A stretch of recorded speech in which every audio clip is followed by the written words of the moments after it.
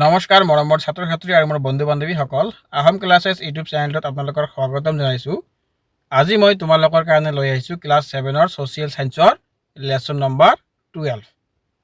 এই পাঠটোৰ নাম হ'ল তোমাৰ গুপ্ত যুগৰ পৰৱৰ্তী ভাৰতবৰ্ষ। ছাত্ৰ ছাত্ৰীসকল, এই পাঠটিত থকা যিমানখিনি কুৱেশ্যন আছে মই তোমালোকৰ কাৰণে গোটেইখিনি কুৱেশ্যন অতি সহজ আৰু অতি চমুকৈ বনাই লৈ আহিছোঁ, যাতে তোমালোকৰ সোনকালে মুখস্থ হৈ যায়। ছাত্ৰ ছাত্ৰীসকল, তোমালোকে যদি মোৰ চেনেলটোত প্ৰথমবাৰ আহিছা, চেনেলটো ছাবস্ক্ৰাইব কৰি ৰাখিবা আৰু পাৰিলে লগতে বেল আইকন দবাই দিবা। তোমালোকে এনেকুৱা ধৰণৰ ভিডিঅ' প্ৰথমতে পাই যাবা। ক নম্বৰত দিয়া আছে, থানেশ্বৰ ৰাজ্যখন বৰ্তমান কোন প্ৰদেশৰ অন্তৰ্গত?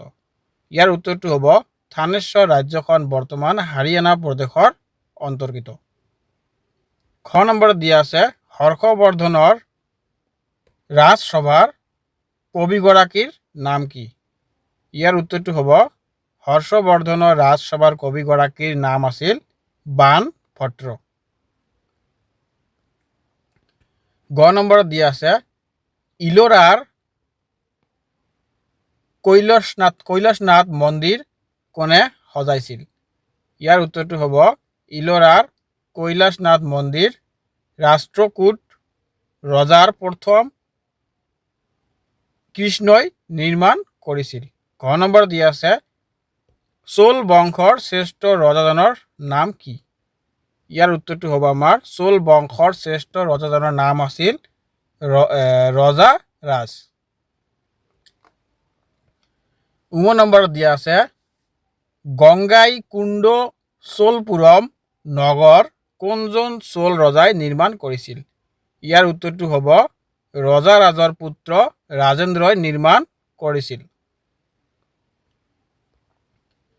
তাৰপিছত 2 নম্বৰত দিয়া আছে, খালী ঠাই পুৰোৱা। ক নম্বৰত দিয়া আছে, বৰ্মন বংশৰ শ্ৰেষ্ঠ ৰজা আছিল পুষ্য বৰ্মন। বৰ্মন বংশৰ শ্ৰেষ্ঠ ৰজা আমাৰ কোন আছিল? পুষ্য বৰ্মন। খ নম্বৰত দিয়া আছে, দেশৰ আন এটা নাম আছিল শিলাদিত্য। হৰ্ষবৰ্ধনৰ আন এটা নাম আছিল আমাৰ শিলাদিত্য। গ নম্বৰত দিয়া আছে, পল্লৱসকলে দেশ শিল্প নামৰ এটি নতুন শিল্পকলাৰ সৃষ্টি কৰে।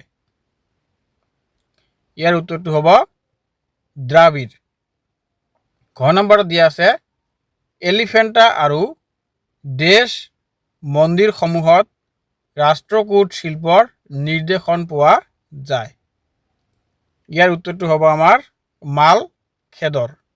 ঙ নম্বৰত দিয়া আছে, চোৰ ৰাজ্যসকলে ব্ৰাহ্মণসকলক দান দিয়া মাটিক দেশ বোলা হৈছে। ইয়াৰ উত্তৰটো হ'ব ব্ৰহ্মদেয়। 3 নম্বৰত শুদ্ধ উত্তৰ বাছি উলিওৱা। এইটো হ'ব আমাৰ, গুপ্তসকলে ভাৰতত 300-400 বছৰ ৰাজত্ব কৰিছিল। ইয়াৰ উত্তৰটো হ'ব 200 বছৰ ৰাজত্ব কৰিছিল। তাৰপিছত খ নম্বৰত দিয়া আছে আমাৰ, হৰ্ষবৰ্ধনৰ ৰাজ্যৰ ৰাজধানী আছিল তাঞ্জোৰ, তক্ষশিলা আৰু কনৌজ। উত্তৰটো হ'ব তাঞ্জোৰ। গ নম্বৰ দিয়া আছে, হৰ্ষবৰ্ধনৰ খেতিৰ পৰা উৎপাদিত শস্যৰ 1/6, 1/5 আৰু 1/4 অংশ কৰ হিচাপে আদায় কৰিছিল। ইয়াৰ উত্তৰটো হ'ব 1/6 অংশৰ কৰ হিচাপে আদায় কৰিছিল। তাৰপিছত কাঞ্চীপুৰম মহাবলীপুৰম পল্লৱ ৰাজ্যৰ ৰাজধানী আছিল। ইয়াৰ উত্তৰটো হ'ব কাঞ্চীপুৰম পল্লৱ ৰাজ্যৰ ৰাজধানী আছিল। ঙ নম্বৰত দিয়া আছে, ৰজাৰাজ প্ৰথম কৃষ্ণ দান্তি দুৰ্গ ৰাষ্ট্ৰকূট ৰাজ্যৰ প্ৰতিষ্ঠাপক। এইটো হ'ব দান্তি দুৰ্গ ৰাষ্ট্ৰকূট ৰাজ্যৰ প্ৰতিষ্ঠাপক ৰজাৰাজে। 4 নম্বৰত দিয়া আছে আমাৰ তলৰ প্ৰশ্নবোৰৰ চমু উত্তৰ দিয়া। বৃন্দা পৰ্বতে ভাৰতবৰ্ষক কি ভাগত ভাগ কৰিছে?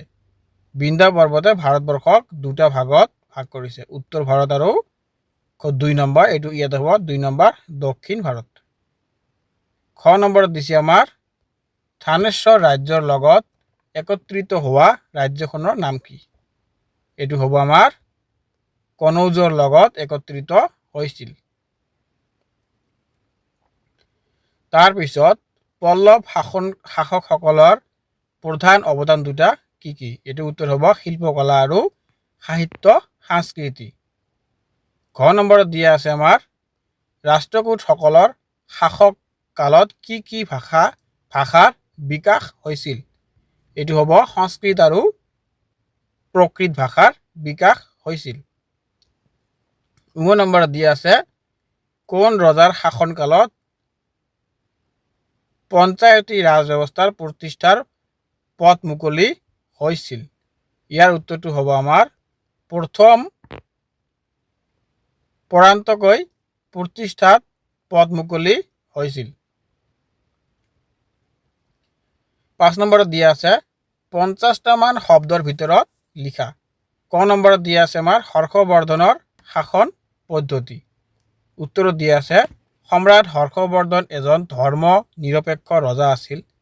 তেওঁ আছিল শৈৱপন্থী, কিন্তু তেওঁ বৌদ্ধ ধৰ্মৰ পৃষ্ঠপোষকো আছিল।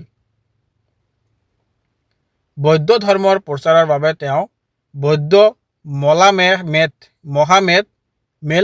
মহামেল পাতিছিল।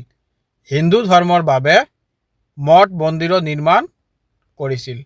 হৰ্ষবৰ্ধন আছিল একেধাৰে সাহিত্যানুগাৰী আৰু শিক্ষানুগাৰী সম্ৰাট।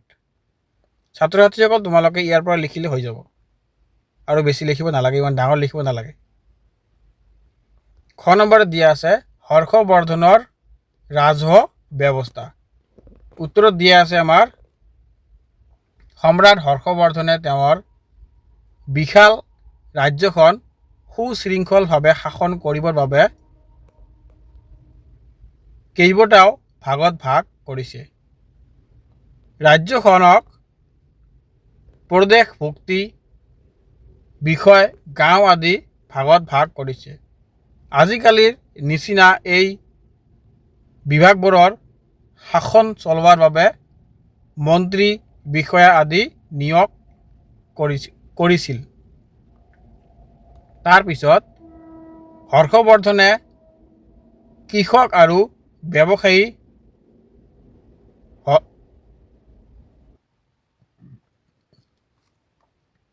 তাৰপিছত 6 নম্বৰত দিয়া আছে তলত উল্লেখ কৰা ৰাজ্যসমূহৰ উত্তৰ ভাৰত নে দক্ষিণ ভাৰতৰ অন্তৰ্গত বাছি উলিয়াই তালিকা প্ৰস্তুত কৰা। ইয়াতে কিছুমান ৰাজ্য দিয়া আছে, এইবিলাক উত্তৰ ভাৰত নে দক্ষিণ ভাৰতত তোমালোকে বাছি উলিয়াবলৈ কৈছে। তোমালোকে চাই ল'বা। এনেকুৱা ধৰণৰ কোৱেশ্চন পৰীক্ষাত অহাৰ চান্স খুবেই কম, তথাপিও তোমালোকে এবাৰ চাই ল'বা। ছাত্ৰ ছাত্ৰীসকল মোৰ ভিডিঅ'টো ইয়াতে শেষ কৰিলোঁ। তোমালোকে যদি মোৰ চেনেলত প্ৰথমবাৰ আহিছা, চেনেলটো ছাবস্ক্ৰাইব কৰি ৰাখিবা। এনেকুৱা ধৰণৰ ভিডিঅ' তোমালোকে প্ৰথমতে পাই যাবা। ধন্যবাদ।